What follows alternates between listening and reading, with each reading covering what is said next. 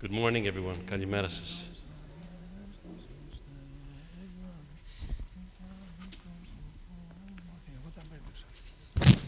All right. So we continue on with the Gospel of Matthew. If you want to pull out your Bibles in the pews, you can do that. And I believe you'll turn to page 19, chapter 6.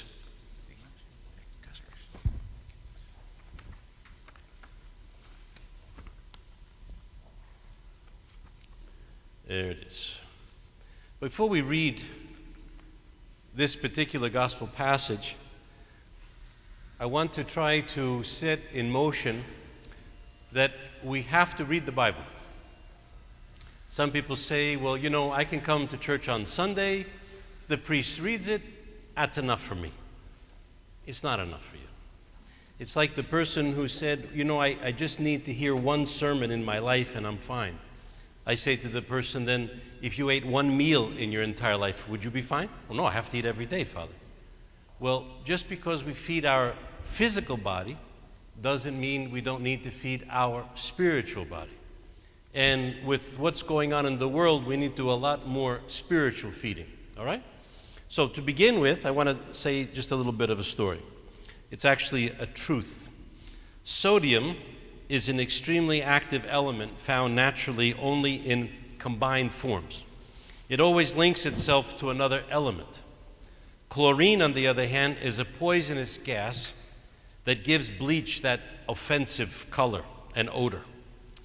When sodium and chloride are combined, however, the result is sodium chloride, common table salt, the substance we use to preserve meat and, frankly, which I like way too much salt on my food. But here we have love and truth that can be combined as both sodium and chlorine. Love without truth is kind of flighty. Sometimes it's blind, willing to combine with various other doctrines. On the other hand, truth by itself can also be offensive, sometimes even poisonous. Spoken with love, however, it can turn people from the gospel. When truth and love are combined, individual or in a church, however, there we see what Jesus calls the salt of the earth.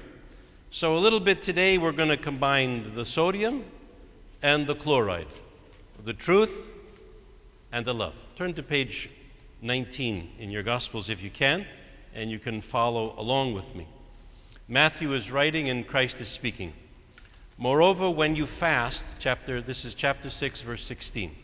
Moreover, when you fast, do not be like the hypocrites with a sad countenance. Countenance is that which your face appears like. For they disfigure their faces that they may appear to men to be fasting. Assuredly, I say to you, they have their reward. But you, when you fast, anoint your head, wash your face, so that they do not appear to men to be fasting, but to your Father who is in a secret place, and your Father who sees in secret will reward you openly. And he goes on about trusting God wholeheartedly. Do not lay up for yourselves treasures on earth, where moth and rust destroy, and thieves break in and steal. But lay up for yourselves treasures in heaven, where neither moth nor rust destroys, and where thieves do not break in and steal.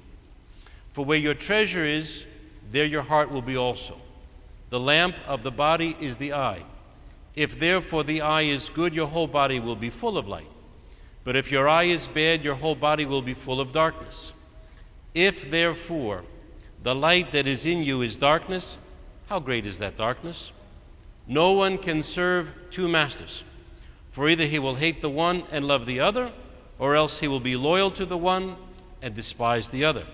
You cannot serve God and Mammon. Mammon, of course, is the reference to money. So, the first part out of the gate is fasting, and not doing so that we can be seen. Have you ever met people who say, oh, I'm sorry, I can't eat that right now, I'm fasting? That's the worst thing you can say. If you're fasting, you take a portion of what a person gives you. You don't have to make an issue that you're fasting. Why? You want to impress people that you're fasting? Why are you doing that? What's the purpose of that? So you eat less. Someone said, I'm fasting. This week I had 4 lobster tails, 2 tons of shrimp. Well, that's not fasting. That's not fasting. Fasting is you kind of pull back, it's tough for us today to push away from the table or eat maybe a portion.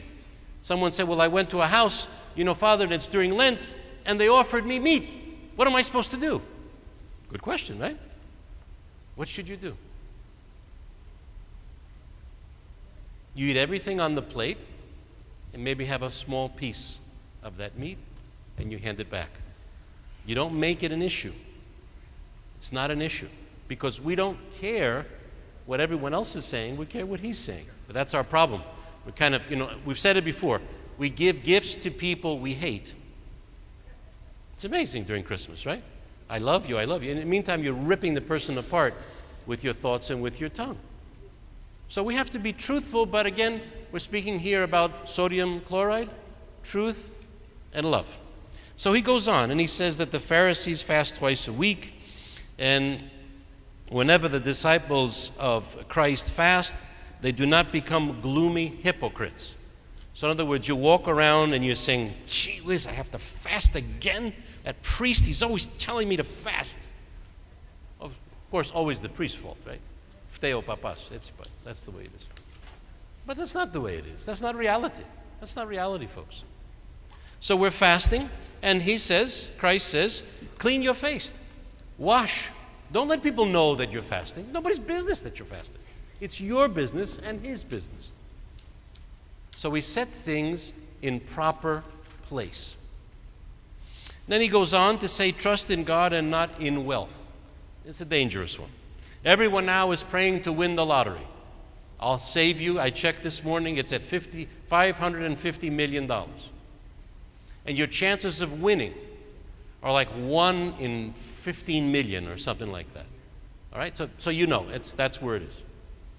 So all of us have said, I confess, all of us have said, if I just won that, how could I help people? Do you know how many people have promised me from their lottery winnings they would pay off the church? I can't tell you how many. And do you know how many have won? Not one. Because we put up our hopes and our dreams in something that's above. I understand why. We all have bills. We all have needs. We all have dreams. But that's a dangerous thing to do, especially when we do it on a constant basis. It's very dangerous. So Christ says here, do not lay up treasures for yourself upon earth. Carefully listen. Where moth and rust make them disappear, and where thieves break in and thieve. I remember my yaya, my grandmother, she always used to put, anybody ever have mothballs in your closet? You remember, you're all going like this. We'd go to yaya's house and it stunk of mothballs. And I would say, Yaya, what do you wear that for? It smells like, I know, Pedimo, I know. Ineta mothballs. It's the mothball. I said, Yaya, what's the mothballs for? She says, so that, those things that fly, petana, they go in there and they eat my clothes. And I want to keep my clothes. I said, Yaya, mothballs? It's like us. What are the mothballs we use today? Think of those mothballs that you use. Storing up treasures on earth. We're so busy, give me, gather. Who's taking any of it with them? Nobody. We've said it before in this church. There are no hearses attached to U-Hauls. Nobody takes the stuff with you, but yet we acquire. Why? Because the tomate, the eye, ine ahortato. It can never be satiated. It sees, it wants. It wants something else. So God is saying, Christ is saying here, be careful. I know what's going on in your mind. But the mothballs? And what about the thieves? How many of you have ever had your homes robbed? I hope none. But I've been in homes where what an affront that is. That someone could come into your house and take the things that you worked hard for. And the response was, I'm entitled to live just like you. You're entitled? What are you entitled to? You're entitled to nothing. You work for what you get. That's how it is. You work for what you get. I have people say to me when their parents or grandparents die, I'm going to get that inheritance. All that stuff belongs to me. And I have to straighten them out real quick. I usually do it up here when their casket is over here. And I say to them, they're fighting, right? And I say, wait, time out. Did you work for any of that stuff? No. Who worked for it? Oh, the person in the casket. Oh. So who's it belong to? Person in the casket. As tough as that is to hear, they have the right to give it away. We don't have the right to ask for it. So we have to be very careful with that which God has given us. What are we going to do with that? And do we store up here everything? And the moth will come, hopefully not too many mothballs, and the thieves might break in. The key here is not the mothballs and the thief. The key is the attachment. How attached are we? I have to tell you the happiest time in my life, you know when that was? When I came out of the hospital and I went home. And I threw out all the old clothes I had. Over the years I had gone from a 34 waist to a 36 to a 38 to a 44. I gave it all away because I went down to 38. Oh, actually 36. And I had 2 things that fit me and 4 shirts. I was the happiest I've ever been. And I only get to select from black. You can choose from other colors. I have black or black. Sometimes blue. Sometimes blue. And sometimes white, on occasion, Anastasia. Okay? So, what the things are here is to put them into perspective. All right, let's move on. The lamp of the body is the eye.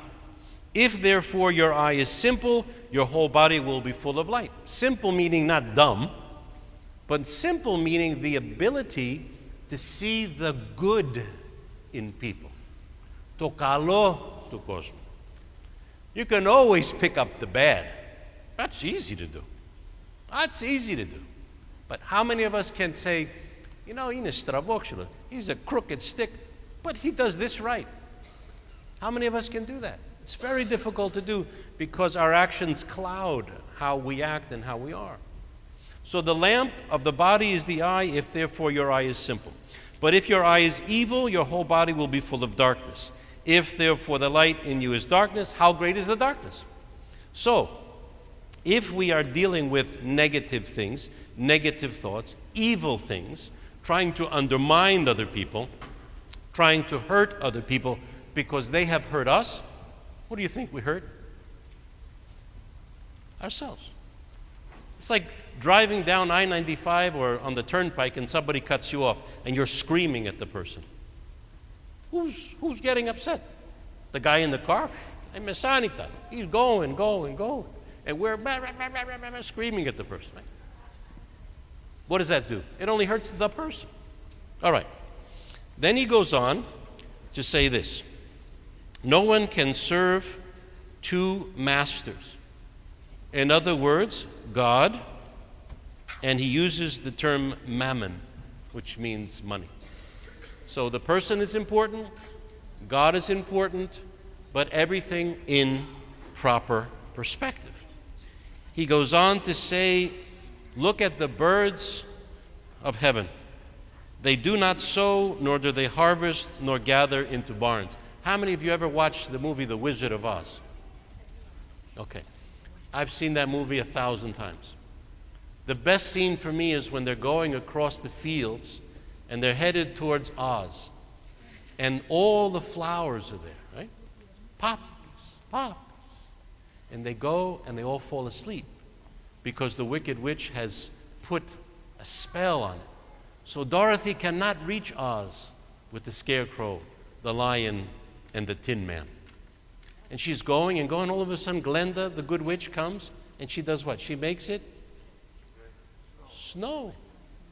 And all of a sudden, the spell is washed away. Look at the birds of the field. Look at the flowers. They don't worry. They grow every day. What about the millions of birds, the billions of birds? You think they're worried about where they're going to get their next meal? But yet they're provided for. Yet we, who are supposedly, and are, God's supreme creation, we worry more than anything in the world. Constantly worried. What's going to happen? Who's going to do what? That anxiety, that worry, wears on you. It wears on you. Would we all be as carefree as Dorothy, the lion, the Tin Man, and the Scarecrow, where all they all had was one thing that they wanted? One thing. And we want so many, and yet we're never really satisfied. He says clearly, look at the birds of heaven. They do not sow, nor do they harvest, nor do they gather into barns. Which of them by worrying can add a cubit to his allotted life? And worry not about clothing. Oh boy. Let them learn of the lilies of the field. We have bought right into that clothing thing, haven't we? We have to have the latest. Well, you see, if you go to and you see all the, what's some of the, I don't shop there, so I don't know. Louis Vuitton and Gucci, right? And some of the women's shoes, what? Prada, is that a shoe? What's the papuchi that has on the bottom of it? It has the red. Louboutin. How much does that cost?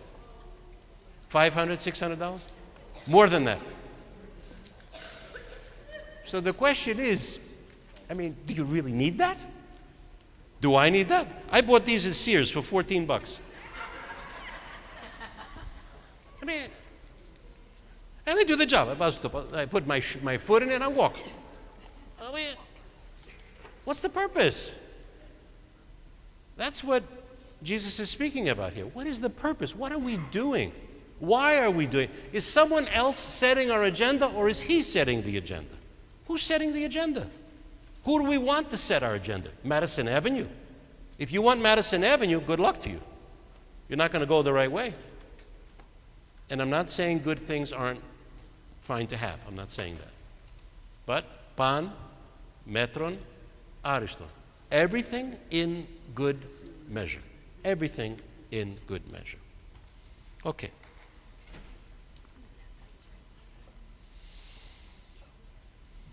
Theorin. Okay, good. A few more minutes. What we will eat and what we will drink. That's another one. That's become a big industry. If you drive down Sunrise Boulevard, if you go to US 1, wherever cities you live in, you see hundreds of restaurants now, right? Again, how much can a human eat? It's been known that if we eat too much, we get sick. But again, those give more, more. More is not necessarily good. More is not necessarily good. Everything has to be put for a balance. Mind, body, and soul. So we care about what we eat. We watch what we eat. What about the health industry itself? What about the gymnasiums and all the self-help? And if you go on YouTube, them, and you type in there self-help, everybody has a way to give you, the gentlemen, six-pack abs, and the women, I won't say what part of the body they're trying to tighten. Everybody has the solution. Everyone has a solution. But the question is, what solution? Have we become so simple that all we cared about is what the person looks like? What about the essence of who the person is? Yes, beauty is nice. Okay, I got that. You know, Vegetera will get mad at me. She's not here, so I can tell the story. When we were in Greece together, we were at Ionian Village. And I'll tell you my sin. Don't get excited. We went to Greece, and she was the nurse, one of 3 nurses, and I was the counselor. I was the Orthodox study counselor. So they came to me, Father Costa, who's the lead person, and he said, Father Chris, we want you to travel around the country with the teens. I did my cross, and I said, teens, you mean like 15 to 18? He said, yeah. And you're going to have 75 of them, 2 buses, and it's going to be you, 1 priest, and you get to choose the nurse. That's not bad, I said. Where are the nurses? And he said, they're over there. You choose. Pretty good. So I was then 22. One was 65. One was, how can I put it properly? Was rather large. And the other was, a goddess, a Greek god for me. And I said, Father Costa, the selection is very easy for me. Why? I'll take your year. So Georgia gets on the bus and she says, now what? Who got me on this trip with a bunch of teenagers? I said, I don't know.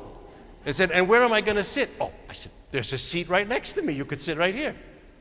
And that began the courtship. But I confess to you, I didn't look deeper. I looked at the older person. I looked at the other who was pleasingly plump. And I chose the most beautiful. Fortunate for me, I got both beauty and good character and a good person. You see, because I married up. All right. So clearly, what we're trying to say here is that be careful where we put our trust. Careful where we put our trust. And let's look to greater things than us. Let's not be so concerned about winning the lotto, although it would be nice. But let's not be so concerned about winning the lotto. Let's look at the lotto presented to us through our faith.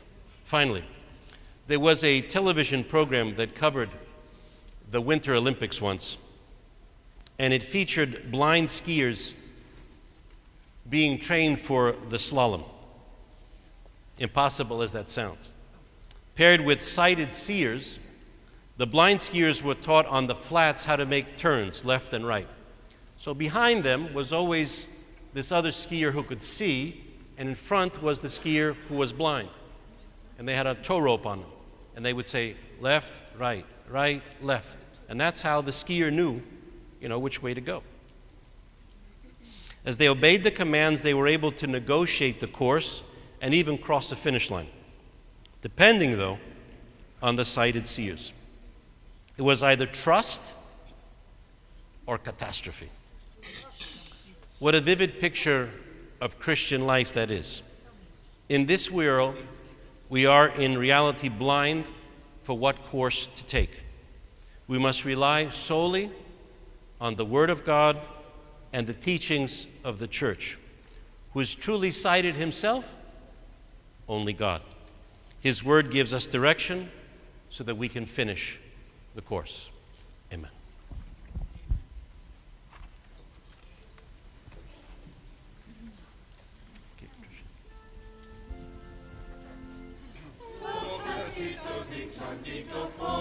Hi, George.